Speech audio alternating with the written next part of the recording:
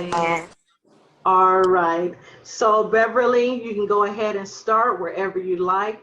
And we are here to listen. And then if you need a break there, I'm pretty sure we'll have some questions and we'll just go from there.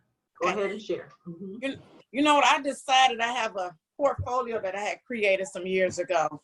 I've done a lot of work with the Black Caucus at Cuyahoga Community College. And through that organization, I was reborn. Came back to life, coming out of my addiction and having my first child at age 33. So I'm gonna go to just a few quick inserts and just read, and then I'm gonna challenge. Sure. Take your time. Say it again, Katrina. I said, yeah, take your time. Take your Okay. time.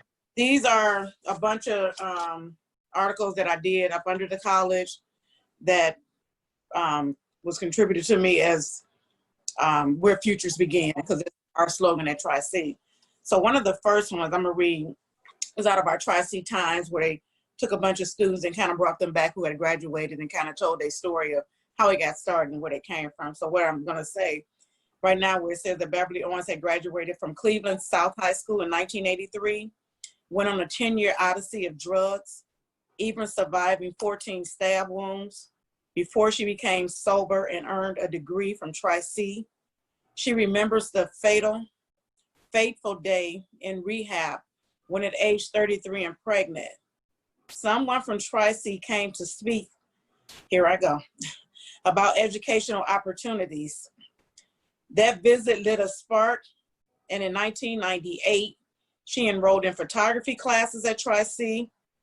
A counselor, James Sherlow, just passed away at age 98 about 2 months ago. We were still very connected. She guided me, she held my hand and assured me that things could change for the better. I took advantage of the college's Black Caucus mentoring group, did some work study. I used my 2 daughters as my subjects for my photography work. I don't know if you can see them. I had to turn a light on, but there's some pictures of them back there. After graduating with my associate applied science degree in photography in 2002, I worked in the registrations office, where I continue today as an enrollment representative, but now I'm working in the registrar's office as a record specialist. I speak to Tri-C students in the area of high school and relishes the opportunity to meet students when they first apply to Tri-C. And perhaps most fulfilling, the office is where they fill their graduation petitions and they actually admit into the college. So that is something that I was asked to be part of as our Tri-C Times, as recapping students who had came to college as adults, who had been through some type of obstacles. I didn't go through our Women in Transition. When I got to Tri-C, I was still embarrassed about my past. My daughter's father, he was in jail. So I was scared and embarrassed. So I tried to not shine at all. I tried to stay under the wraps. I didn't want anybody to know what my past was. I felt that coming into an education student, you need to be this person. Nobody has a past. Everybody is being educated. Mm-hmm. So Choices is a group I created, but what I had said at one of our mentoring groups at one of the sessions, I was giving workshops twice a month for women. So I just want to read some of the articles, and then I'm just going to give a quick overcast of where I came from and where I'm at today. Okay. So Choices continues to bring women together each day down to reach down deep and release the stories within. Last year, we was blessed with the presence of a group of women who reached inside their very own souls and released wisdom, inspiration, knowledge, and love. Through information and awareness, Corey Sykes, Corey Todd, which is the Could Be Better but Better campaign. Mm-hmm. She does a lot of women work out here. Is a very young lady that went through some things as a young person, and having a child, she's still doing a lot of things. So Corey, she's Sykes now. She was Todd, but she's married. She's the author of the CBB, which is Could Be Better but Better.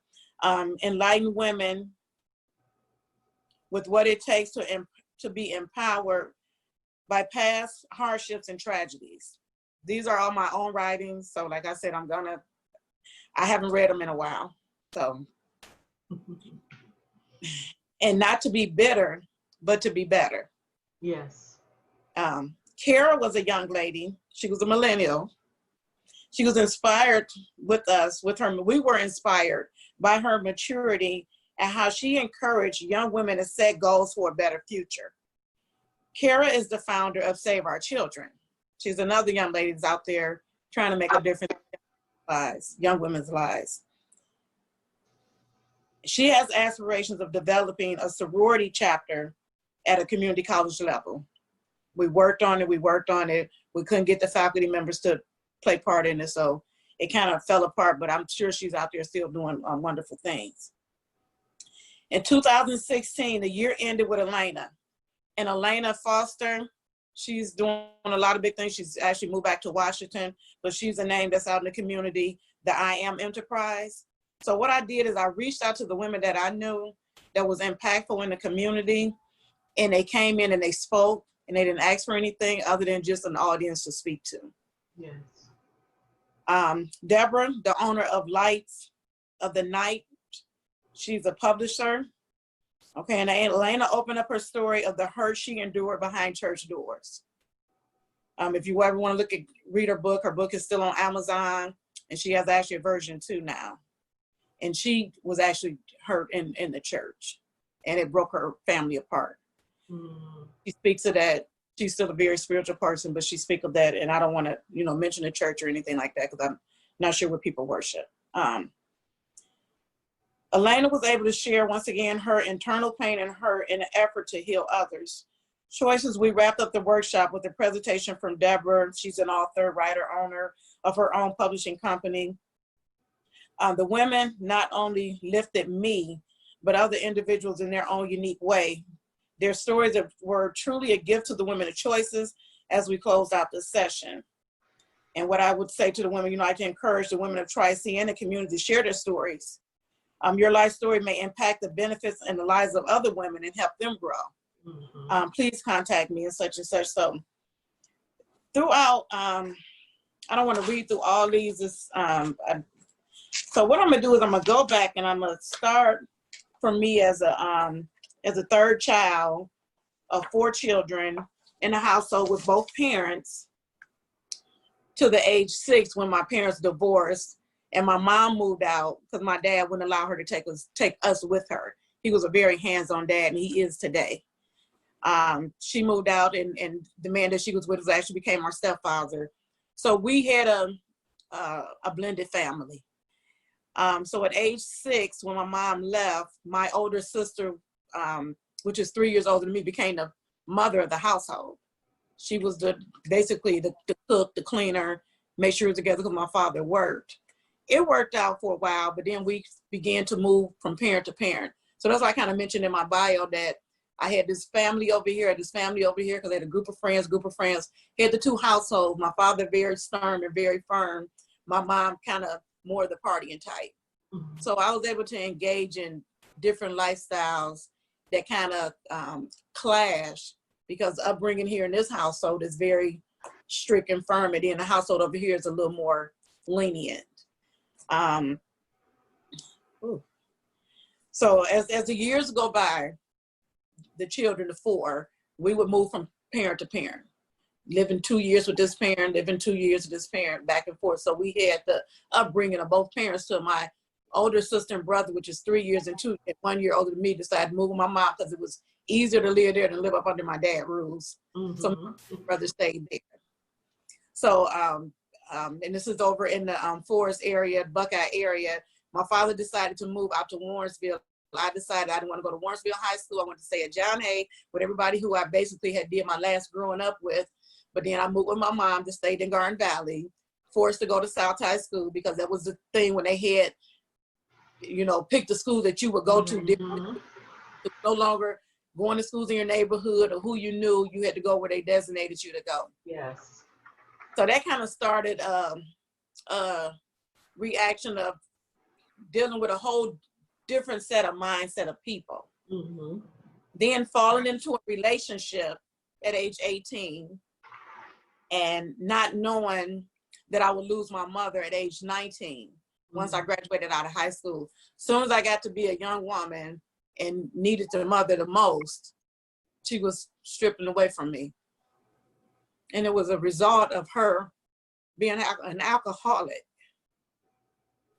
So with her and her siblings basically being alcoholics, it kind of took them to glory, but it left a lot of us cousins at my age kind of fending for themselves without the mother to be there to guide them a little bit. So I kind of leaned on the relationship I was in a little more. And my father was over here, and I really didn't want him to know of all the promiscuous stuff I had started getting into. So I kind of shied away from him. So losing her at 19, I was working at age 18, graduating out of South High School, I immediately went to cosmetology school. Vogue and Charmaine. Do any of y'all remember Vogue and Charmaine from downtown? Yes. So I went Yes. to Vogue and Charmaine and graduated in 8 months because I was ready to start my life. I was on the road. Honors out of high school. I'm finna go to hair school. I'm finna move to California, and I'm finna be rich and famous. Right. So in the relationship I was in, of course, the relationships, they can be good, but they can also hinder you from doing what you want to do because you're focused now on a relationship. While I really encourage my 23-year-old and my 19-year-old, really, I'm just so tough on her right now. She's like, Mom, I said, well, at 19, my life came crashing. And I'm so fearful that someone will whisper in her ear and she will crash. So I'm just like, I just told her, just let me get to age 20. I'll lean up, I'll ease back just a little bit, but let me 19-year-old age, because I never realized the impact of me being 19 had on me and how it impacted me and my relationship with my daughters. Very fearful times. So let me back up. So in this relationship, it had got to be very consuming. I was doing hair, working in the salon, but this relationship had started taking over more of my life than I had realized. And before I knew it, I was being abused. I mean, raped in the relationship when you didn't think it was rape at the time. But if you constantly tell a person, no, I don't want to, they should not. So I realized I was raped in my own relationship. I was introduced to crack cocaine. Well, I was introduced to cocaine. But then in that time, around the 86, 87, it turned to crack cocaine. So I was introduced to this drug that I didn't know it would. I was always the strong person. My sister and other family members had already been already into that. So I was the shining armor that came in and saved my nieces and nephews, get them, take them out of the household, take them to the movies. But then I got beat down because I was always the one trying to do the most, of be the best. Or I think I'm a prima donna, or you ain't no better than nobody else. So I had realized that I wasn't being accepted by my own family. My sisters, my brothers, and my aunt, who I was the closest to, were all doing drugs. So I thinking I need to do what they doing so they'll love me. So being introduced to drugs and then them already into it, I can do it. I'm strong. I ain't got to. I won't fall like they have fallen. I can turn it off, but at least I'll be accepted. So I don't blame anybody but myself, because I had a strong enough mind to make better decisions, better choices. This is where the title choices come from all the choices I made in my life. So I fell down that hole with the rest of my family and my siblings. Losing my apartment, moving in with my sister, end up not working at the shop in the salon anymore. Till the one day my father came, before I left my apartment, my father came over and said, hey, this is not you. What is going on? This has got to stop. I'm fine, I'm good, I got it, Dad, No, I'm looking at you, and this is not you. So as my father was leaving, I'm walking him out my apartment, and I see the people picking my car up. And they hooked my car up, hair supplies, everything in the car, just drove off. My father said, "What is going on? What is going on?" So at that point, I had to confess. So of course, very close with my dad, born on his birthday. So I'm his birthday present. We share our birthday every year together. Oh. That's my daddy. Yes. So then losing the apartment, moving in with my sister, and things getting a little hectic. Me being out there, you know, the drugs had taken over. My father stepped in again, took me to rehab, to Cincinnati. He took me all the way to Cincinnati. Did that, Tom Joyner. If it wasn't for Tom Joyner and that morning show coming on that radio every morning when we was in that van going to where we would go to get our lessons of the day, I probably would not have made it. Tom Joyner, the morning show. I think back and said, I remember that doggone Tom Joyner morning show. Came home, I was brand new, shining. Now I'm finna go save the community. Go out there in the community that don't want to be saved. They're gonna make sure you come right back where they at, where you was, and they gonna bring you to them instead of you bringing them to you. So of course, oh, you can do this. It ain't gonna, you just a little bit, you know, and before you know it, you're right back in it. I was right back.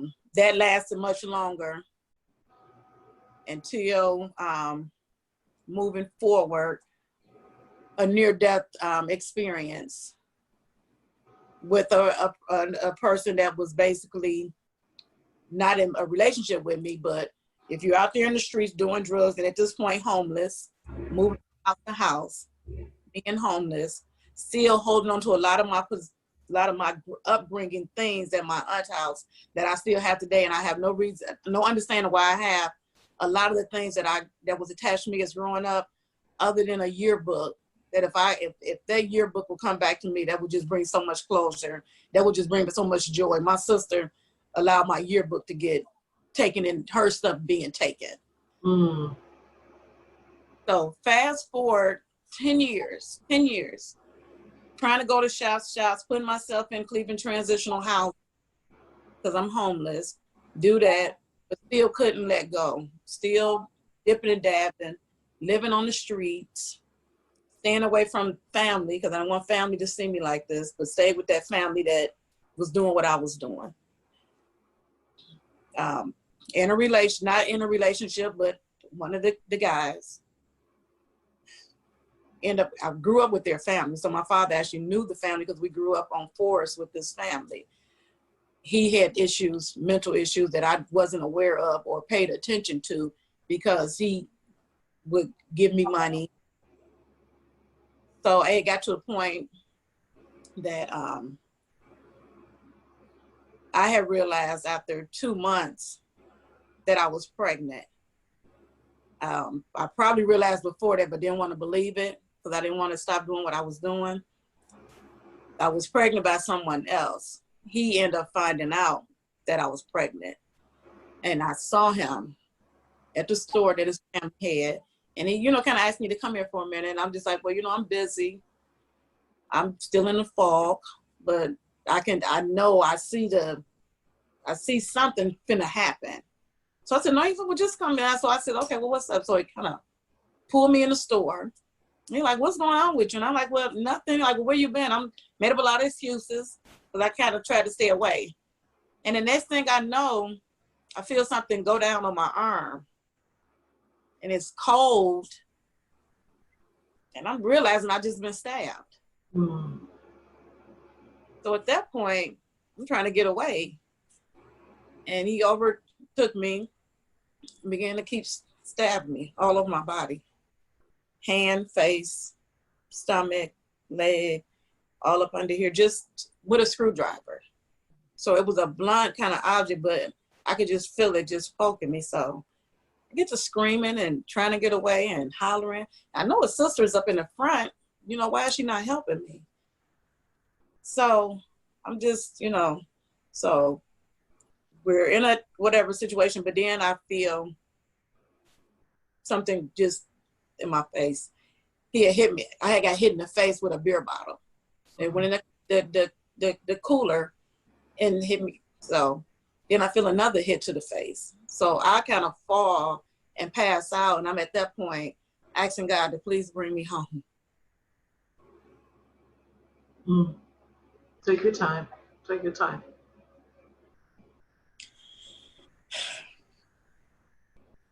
I said, I'm tired and I can't do this. Just bring me home. And so as I was saying that and feeling that, I know I went home because then I didn't feel anything. And then all of a sudden, something went down on my face and I felt my face crunch. And he had just bit me and kind of busted all this up under here and across my nose and up under here. And I kind of woke up. And then the next thing I hear, the police coming. So his sister, she apparently couldn't stop him, so she went and got help. So she didn't leave me. She didn't know what to do. She went and got help. So the sheet was on me completely coming out of the store. So I can hear one of my friends saying, she's not dead. She's not dead. And so the news had already got back to my aunt and my father that this man had killed me. So my friend, I can hear her, but I can't move. And I can hear her saying, she's not dead. She's not dead. And she pulled the sheet off of me. And they said my face was just completely open. When I got to the hospital, apparently my aunt and my father had not heard that I was not dead. So when they got there and I heard the doctor say she's going to be fine, her and her baby.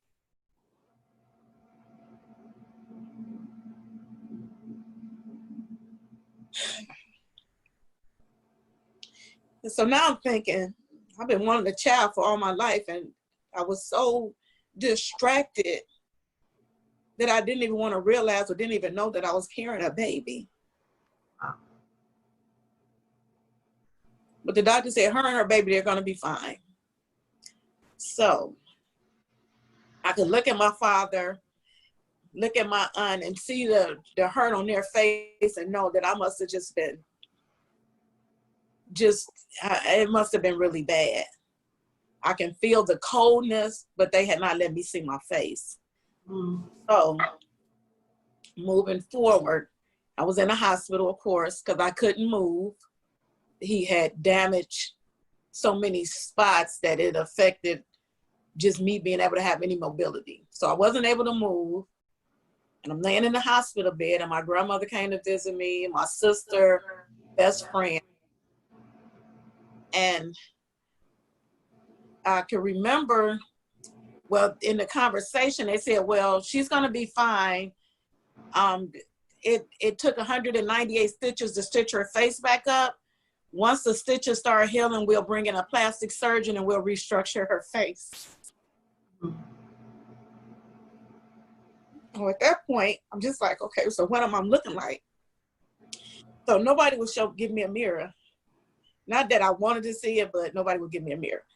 So leaving IC to go to a regular hospital, they were strolling me. I kind of looked over for some reason and caught a glimpse of me in the window. All I could see, I couldn't see it clearly, but all I could see is that a part of my face was up here and the other part was down there. My God. And I just cried and I prayed and I prayed and I prayed. And I said, I know I keep asking you to help me and I keep hurting myself. I said, but if you just give me back my face, I promise you I will live a better life. Just please can I have my face back? I have an aunt, her name is Beverly, who I was named after, and she deceased, bless her soul. So she took me back to the hospital once I was, ready to go back for them to check me out. And well, before that, I'm still homeless. I don't want to, be there with my dad because I'm too ashamed. My aunt, everybody was still kind of moving on in the same movement, but still there for me. But the other guy that I had grew up with and had been having relationships with, but ended up being my husband. He said, well, just come home with me. He said, you come home with me. Don't nobody have to see you, and you don't have to see nobody. Just come home with me. So he took me in, and he kind of nursed me, took care of me. Now, he was one of the drug dealers I was dealing with as well. And before I went to rehab that night, I was with him. And I said, I knew I was pregnant. And I said, I'm going to the rehab in the morning. He like, yeah. I said, no, I'm going in the morning. He said, well, why go now? Why? I'm going in the morning. I'm packed. I'm ready to go in the morning. I had got high as a kite that night. Mm-hmm. But in the morning, I got up. I said, I'm ready. And he took me to the rehab over here on Harvard. And that's where I stayed the 3 months before I gave birth to our baby. Oh, wow. She was clean. Before that, going to St. Luke's Hospital, the doctor said, Beverly, if you come in here high one more time, do you realize we'll keep your baby? She said, I'm going to say this for the last time. If you come in here high again, closer to having this baby, you won't take it home with you. That's why I decided to make the decision to go to rehab, because I wasn't strong enough to not even stop getting high even when I was pregnant. That's why I said on that insert that having my daughter saved me, being pregnant with her saved my life, because it forced me to go get real help to start my life over. So I stayed with him, did a lot of series of going to the police station and this and that, went to court.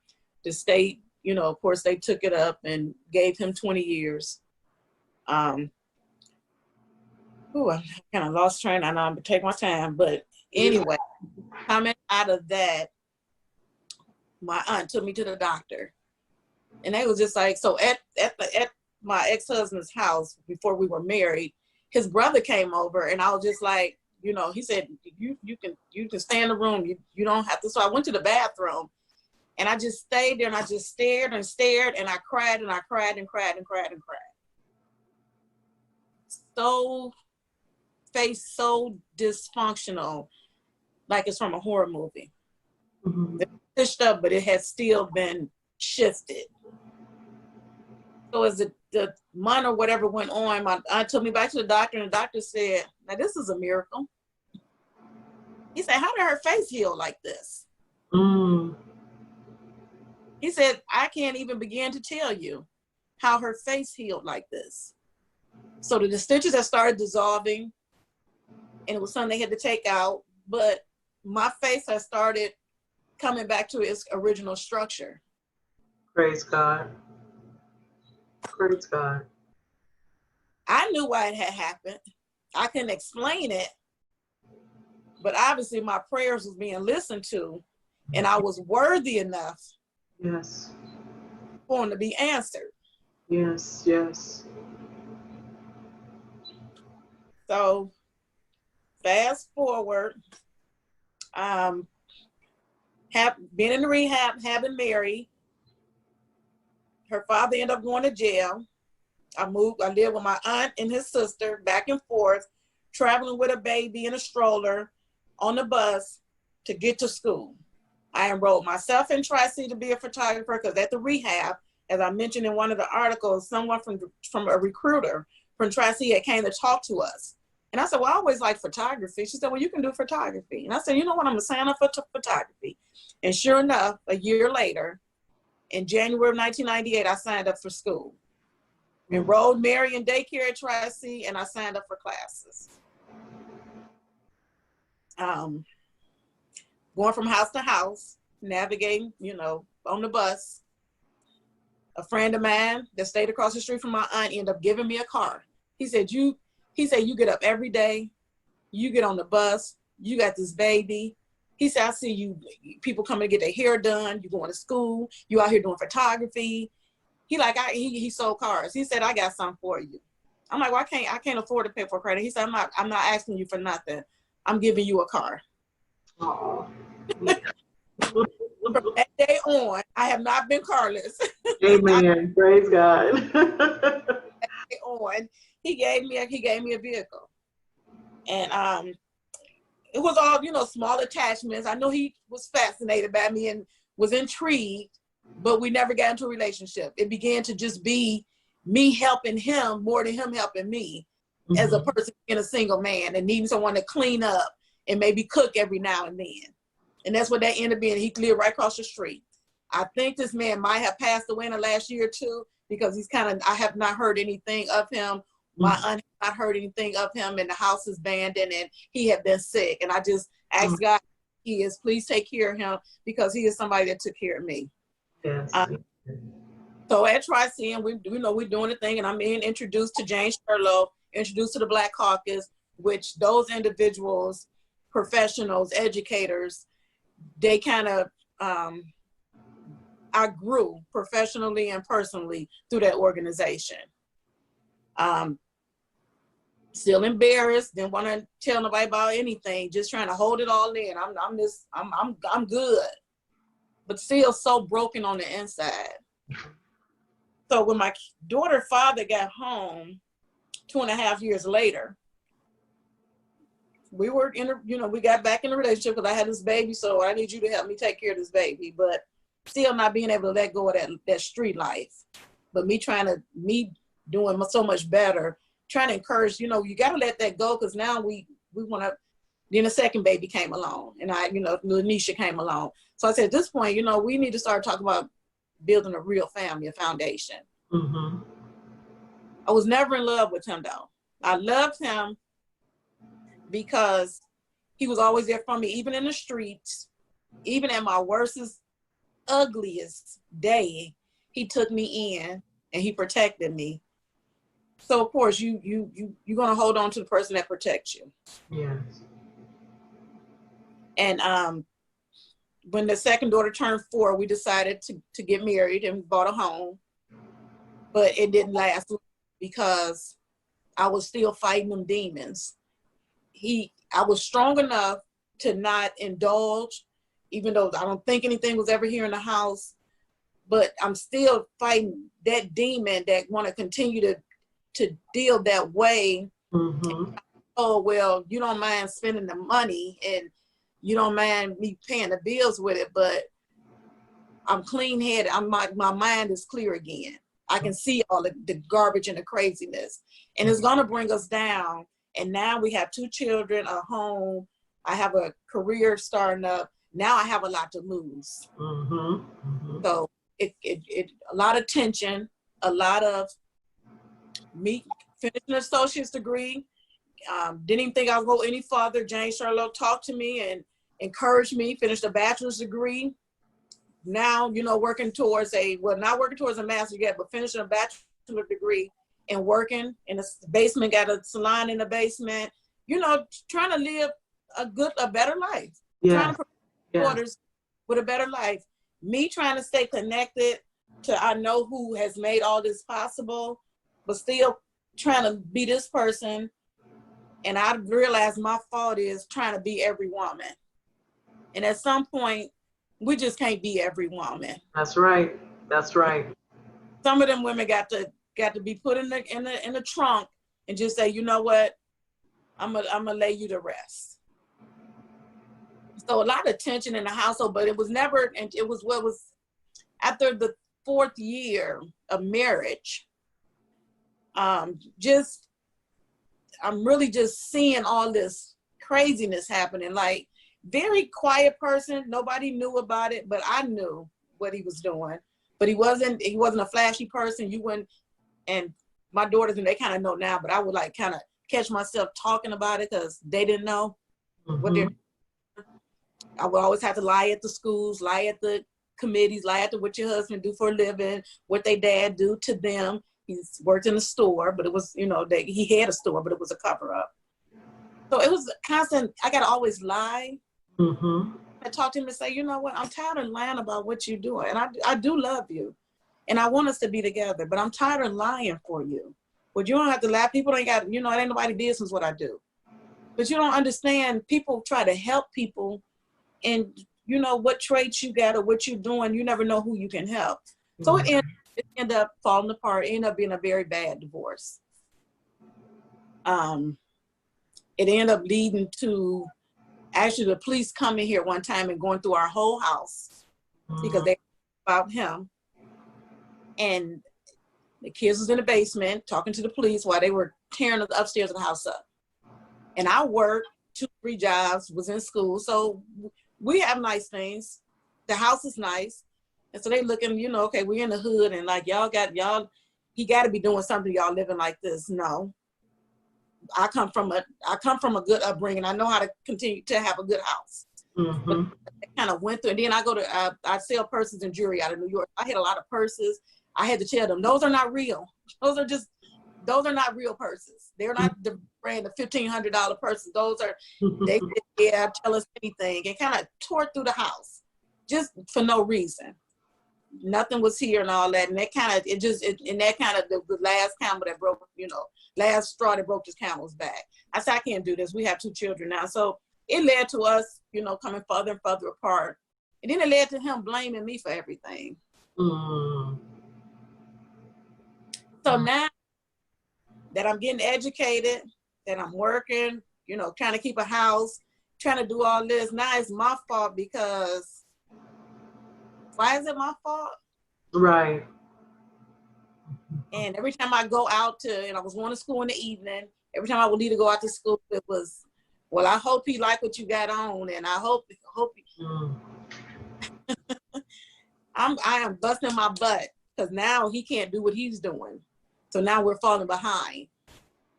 So I'm busting my butt. I'm doing hair. I'm working part-time at Tri-C. I'm working another part-time job, and I'm in school. And I'm taking care of 2 kids, 2 dogs, and a whole house. Mm. So it got to the point where I think I'm doing it, so I'm gonna do it. So I got promiscuous, but then I got to thinking now now he's allowing me to stop my blessings because I'm doing wrong. Mm-hmm. So we ended up getting to a point where it was a little scuffle. So a divorce was filed, and it was a nasty divorce. And he kind of divorced me and the kids, and he kind of threatened to burn the house down. And this was the person that saved me from everybody and everything else. But now at this point, he became another abuser mentally, and threatened to burn the house down on numerous occasions. So I ended up was thinking about, I'm gonna have to move because now I'm ready to come and go outside the house. They live 2 streets over in their sister house, so they probably can stand off of her porch and see this house. So I'm just frantic and changing locks, then talking to the kids the first night he was not here. So we went to court. So my aunt has always told me, and you think of things that you've been told as a young child or told it. My father told me your word is your bond. That's what sticks with me from day one of my drug addiction. My aunt always told me, you don't have to tell on nobody. Tell on yourself, and you'll tell the story of another person. But we're in front of the judge, and I'm clean, looking like I'm doing something, and this person standing over here looking very unattached to life. And he's constantly going in, well, my wife doing this, my wife doing that. The judge say, well, hold up, does she have a name? Well, she my wife, and she this, and she that, she that. And so the judge said, I said, well, let me tell you why I want a divorce. And I kind of told my story. For whatever reason, however it happened, the Lord made sure I did not mention him one time. I only focused on me and told my story of my addiction, of what I had went through, my near-death experience, how my husband was there for me, how we decided to create a family, how I went to school, how I worked, how the kids are in private school, how I told everything about me. So she looked at him and she said, well, tell me something about you. She said, what you doing? What you got? What have you been doing for the last, so many years? Well, she this and she that. She said, no, I asked you, what are you doing? Tell me about, give me an insight of your world. She said, okay, no problem. So he refused to, what are you gonna say? I'm a drug dealer, or this and that. So he didn't say a word. She said, that's fine. She said, well, what I'm gonna do is I'm gonna grant her the divorce. That's what I'm gonna do. Yes, yes. So I went through a series of a lot of me getting legal. Well, this is what it is. I said, okay, let me go back just a little bit if I can. that day that we had the scuffle, I had left and then it's just the things that you do every day that you don't really pay attention to. I was taking the kids to school now because we used to do it back and forth, but he wasn't driving now. His car was down. He wasn't getting it fixed. So I left my cell phone in my room. He had already moved out the bedroom. My youngest daughter was in the bedroom with me. He was in one room and the older girl was in one room. I left my phone and I had been texting a couple of guys saying, why do guys do this? When you're in a relationship and you're trying to make it work, why do you don't see? So I was being promiscuous. I'm not gonna never own up to the wrong that I did. I left my phone and I've been praying. My God, I keep going back to this. I have been praying, God, please do something because our house is in a turmoil. I'm afraid in the house. The kids are afraid in the house. Every time I leave the house, I take the kids out of the house because I'm afraid he's gonna do something to them to get at me. He is. But I think he want to hurt me, and he knows it's the only way because right now he's feeling that I hurt him so much because I know how much he leaned on me. And now I can't do this with him anymore. And I said, he's going to hurt my kids. So anytime I would leave, I would take my kids out the house. And so it got to a point, I'm in the basement doing hair. He'll come home. We won't know he home, but we'll see his shoes at the front door. He'll go up in the room and he'll just stay there all day and all night. He won't eat. He won't do anything. And so every morning I said, well, we got to pay the mortgage. Oh, I'm going to get it. And it just got to the point of, you can't keep telling me we're going to do it because at one point, we're not going to be able to be here. Mm-hmm. Then I'm scared I'm going to be homeless again. But now I got 2 kids. See, I was homeless by myself. So, it got to the point. So I left the phone here. I came back home to get the phone. He must have read some messages. And he had never hit me, but we had got into a scuffle. So at that point, I called the police and my dad. The police came. He said, he said, wow, this is a beautiful home. So I talked to him and I told him, I work, this and that and all that. He said, but you're in the neighborhood or whatever. And I said, yeah, but I pride joy in what I have. I'm a recovering drug addict. I said, so I've been homeless. So this now is my sanctuary. So he said, well, what? I said, we got into a scuffle. He hit me. I had to go to work still. I said, the police officer said, well, you know what? Domestic violence is real big. But what women do, what they don't do, is they don't go and prosecute. They don't go to the courthouses. They let it happen. They want us to come save them. Then they don't do nothing. Then they let the men back in the home. He said, I'm going to advise you because you look like an intelligent, smart enough young woman. And you seem like you had some upbringing. Go to the courts. I said, well, I have to go to work. He said, once you get off work, go to the courts and you file charges. I went to work on the west side at the west side campus, put makeup on, said, I'm going to work, put makeup on, went to work, got off at 12, went downtown. They said, oh man, well, we need to take you into the domestic violence part. The lady said, we're closed. I said, well, they didn't tell me what time you closed. The police officer knew what time I got off work. He told me to come here, I'm here. She's like, well, you're gonna have to come back. Somebody heard her and me. And the lawyer said, excuse me, I'll take care of her. If you have to go home, but I'll take care of her. That man took me in, did all the paperwork, filed all the stuff, and that was that. Then that's when we went to court that day. Then he ended up getting home the next day. He had to change all the lives. My father had to do things. So moving forward, me still navigating through life. So I had to go back to school because I couldn't find a full-time job. So now I'm divorced. Now I'm separated. Kids, house, private school, and all that. And I'm wondering again, there's no way I can do this. Mm-hmm. There's no way I can do this. This is impossible. I'm about to lose my home. My kid's going to be, I don't know. I can't, now that I'm clear-headed, now it's going to hurt even more if I lose all that I have built up again. Mm. That's when prayer and God, that's when he step in. Yes, said, amen. Amen. It takes money to survive. It takes money to survive, but it takes so much more. Yes. It takes so much more. So we survived. I went back to school, got a master's degree, but the reason I went to school, and like I tell everybody today, in my testimony is trying to help students that are trying to get their education. Yeah, I have a master's degree, but I went and got a master's degree to save me and my kids' life, to Amen. save home. I needed to borrow the money from the government that you was eligible to borrow to get while you were a student. Took that first refund check, $3,000 some, sent it right to the mortgage company. But of course, we still got to navigate day through day with the small amounts of money that's coming into the household. I kind of want to end and close up by just saying the divorce, you know, it woke up to, after 2 years of a very nasty divorce, and, you know, me thinking I'm going to lose my life possibly again. I wrote a text to their father and kind of told him everything about everything, and how that I'm gonna be strong, I'm gonna take care of our children, and one day they're gonna grow up and you're gonna need them, and they're gonna remember that you abandoned them. So I'm gonna suggest that you reunite with your children. And he did.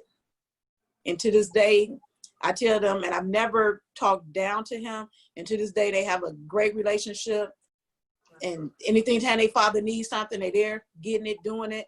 Because I told him they're going to grow up, and now they're young women with their own cars, their own jobs. And so now, after 7 years of divorce, after 9 years of divorce, I got into a relationship in this 7 years and plan to get married next year. Congratulations. I guess. I didn't think I would ever do this, but I was proposed to, and he's a good person. And, you know, we're learning to grow with one another. It's tough. It's hard. And it's a lot of bumping heads. A lot. The girls adore him. And yes. I wouldn't have even, he moved in 3 years ago. 4 years ago. Yeah. After 3 years relationship 4 years ago. But I waited to see how he reacted with my daughters. I waited to see how they reacted with him. And I had to sit down and talk with them. So what I want to say to mothers and women getting into relationships, it does matter. Yes. How it affects your children. Yes. Yes. And people want to say they ain't got nothing to do with it. They can't run my life. I'm grown and all that. It affects them, and you need to kind of get their approval if you care that much about them and yourself to kind of see, because and they adore him. There's times that I said I can't do this, and they're like, "Well, Mom, he okay. Give him a chance. You're so hard on him." But today, with choices, I don't do much with choices right now, but I will be starting it up in the community. But it is it's a informal group of women that I bring into a circle to give their testimonies, to talk to a group of women, young or old, of how they can help them navigate through life, an obstacle, a challenge. We don't realize that some women, they just have nobody to talk to. Yes. They just want to talk. And we're so quick to shut them down and tell people they don't know what they're talking about. Or I used to think I rambled. I don't ramble. I used to think I rambled. I'm rambling. I have so much to tell. Yeah. I keep starting writing my book. I just need to get focused. I don't know if you see all this stuff that keep flashing through, but I'm gonna end by saying, every time somebody is brought into my life, and I'm a loner, but I'm a people person. I'll ride solo. Ask Lynn. I'll go solo. It'll be my journey and only my journey. But it connects me. It always connects me, even when I don't want to be connected or doing. It always put me somewhere where I have to do something and give something. And I just call it blessings. I never meet a person I dislike. My friend once told me, she's like, you never meet a stranger. Every time we go somewhere, she's like, I don't know what it is. What are you doing to make people want to talk to you? I don't know. What you doing? It's a smile on the face. Sometimes people can see your hurt and pain, and it draws them to talk to you. Yes. So I know I wear a lot of my pain on my sleeves. I know I'm always trying to encourage somebody, because I'm just thinking, my daughter told me, quit she don't like me to lecture to her friends. She don't want me to meet her friends because she said I don't just meet them, because I have to meet everybody they know from the time they were in kindergarten. That's when they had all the friends. So I got to know all the parents because we shared them coming to the houses. So I always have to know the parents or whoever you hang with. And I still follow that philosophy today. In 19, she said, I said, well, Nisha, you know I have to meet people because I kind of read people. But if you're going somewhere with somebody and I don't know who their name is, who they're connected to, if something happened, I ain't did my job as a parent. She said, okay, you can meet my, just don't lecture them. Girl back.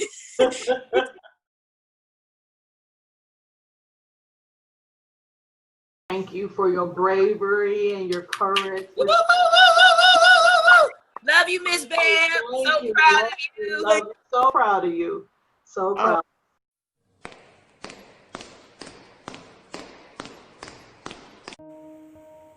No guilt, no blame, no shame, no judgment. If you are in a domestic violence situation, please get help today. Resources are available. It's time to step out of domestic violence and step into deliverance. I want you to take your first 2 steps. Step 1, call 216-391-4357. Step 2, break the silence.